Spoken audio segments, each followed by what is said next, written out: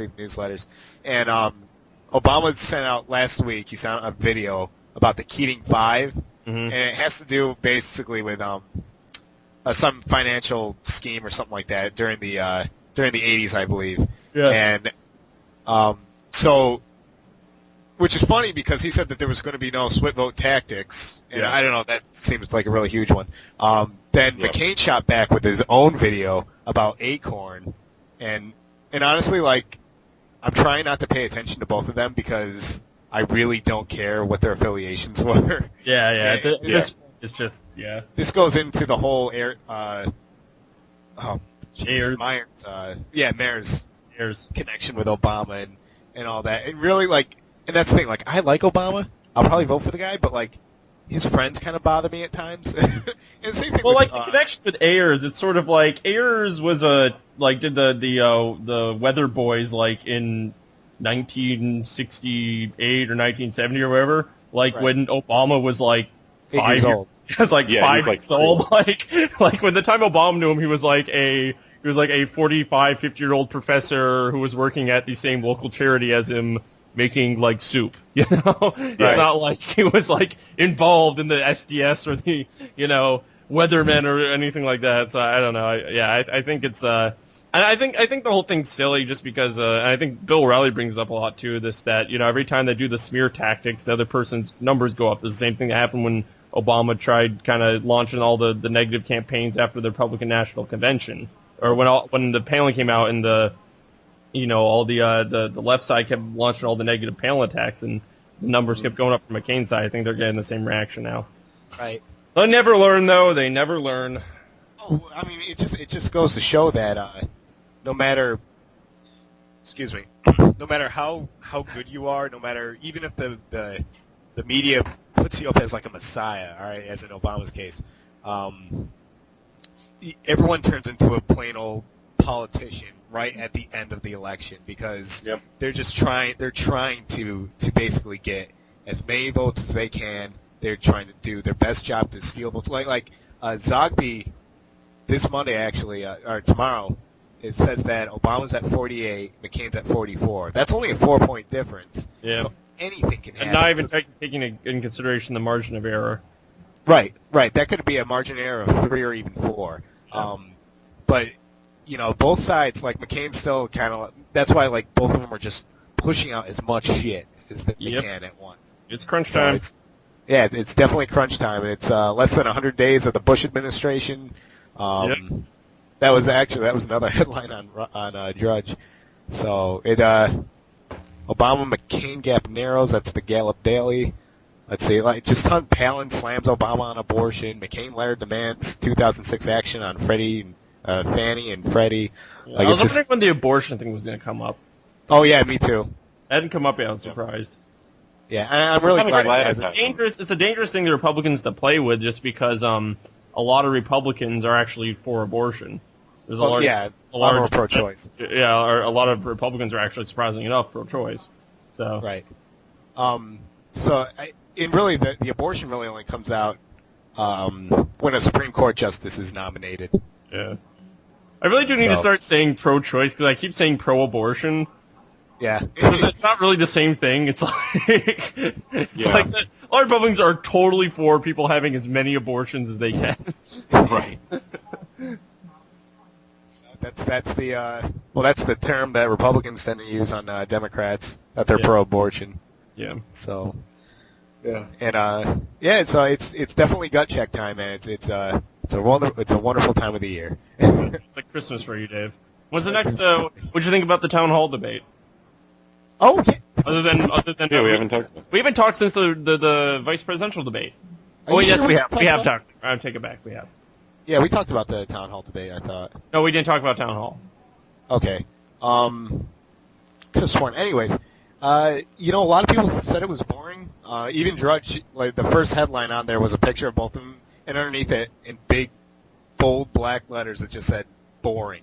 And I don't know. I didn't find it too boring. I didn't see what the big deal was on that. I actually had some strong reactions to it. Yeah, go ahead. I thought, well, first off, I was a little disappointed in Obama just because I didn't think he seized as many opportunities as McCain provided.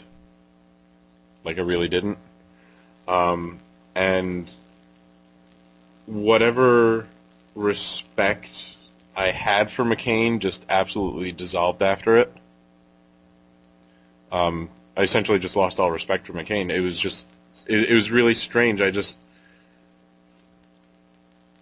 really couldn't stand how he was just blatantly twisting everything Obama had said in his favor. You know, sometimes in a debate that'll happen. That's the nature of debates. But on more than one occasion, I haven't watched it recently enough, but I know on more than one occasion he just flat out lied about something that was just said by Obama. And, you know, if Obama went first, he went second, and just totally twisted it. So that's my strong reaction. I didn't think there was anything really exceptional about the night. I mean, I thought Obama bumbled a bit more than he normally does. Yeah. Most of the night I thought was just basically party slogans, basically. What do you think, Dave? Well, they're saying, Oh, sorry, Crystal. oh, I was just going to say that they said pretty much exactly the same things as they've been saying. There really wasn't anything new to gain from that debate, and it was all the same rehearsed answers. Right. I mean, word for word, you could have matched it up with from the first debate, exactly the same answers. Yep. Which, you know, isn't necessarily a bad thing, I guess. No, but it is a bad thing. They need to It's come just up with very, something new to do us. Well, I guess it's something you said that being consistent with their arguments, but it just sort of Right. kind of wanted to go into details of the things. Were just sort of vague overstatements. right. What do you think, Dave? I honestly, watching it, yeah, in the beginning, I thought Obama bumbled. I actually wrote down a bunch of notes downstairs on the other computer. While I was watching it, I typed basically the question, and then I typed in both of their answers in kind of a nutshell. Not that you can't look at a transcript or anything. I thought some of the questions were absolutely stupid, such as, do you think Russia is an evil empire? Yep. Mm-hmm. And I wrote in my profile. Tom Brokaw. Yeah, Sorry. Go ahead. No, go ahead. Tom Brokaw was just a terrible moderator, I thought. I thought he was hilarious though, because he's like, Oh, he was hilarious. He made these rules about if you We guys like can to see, roll. yeah, These rules you have to We follow. roll. Tom Brokaw. I'm You know, he just irritated me. He came across as a tool. right, as a tool. It's our word of the day, really. Yeah. But I think that, I'm Tom Brokaw, and I'm a troll. yeah. So I think that McCain did a fairly decent job at doing his at trying to explain his points. I thought he was rude again. Not as bad as the first time. I think they acted both. I thought they acted pretty cordial this time around. Yeah. Towards each other. They didn't really interrupt each other at all. Yeah. The actual questions, like I said before, the Tom Brokaw discussions were kind of lame. Yeah. And so did most of the questions out of the audience. I was really surprised because, this is supposed to be a town hall debate. I think people would be asking them more personal questions. What drives you in life? Like, what was the biggest challenge you had? that kind of stuff. To try to get to know these people. Yeah, the questions are pretty just generic, vague questions on top of that. Yeah. What's your stance on the mortgage crisis? Like stuff like that. I think it's great. Yeah. So and like we've done before, factcheck.org has a list of bullet points of basically misquotes, misstatements, lies, whatever you want to call them, that both of them made, and on the bottom there's an analysis on all of them. So I guess to kind of do what we did before, pick one on both sides. Mike, Dave. Pick one on both sides, such as McCain proposed to write down the amount owed by over-mortgaged homeowners and claimed the idea as his own. It's my proposal. It's not Senator Obama's proposal. It's not President Bush's proposal.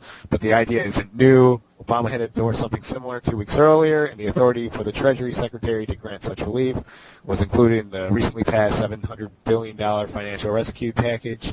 Biden said his health care plan would lower insurance premiums by up to $2,500 a year. Experts we've consulted see little evidence such savings would materialize. So they're both making these overstatements about what they can and can't do. So it's just like McCain saying that he's going to give this $5,000 tax credit to every American. Or I don't know. That sounds kind of odd.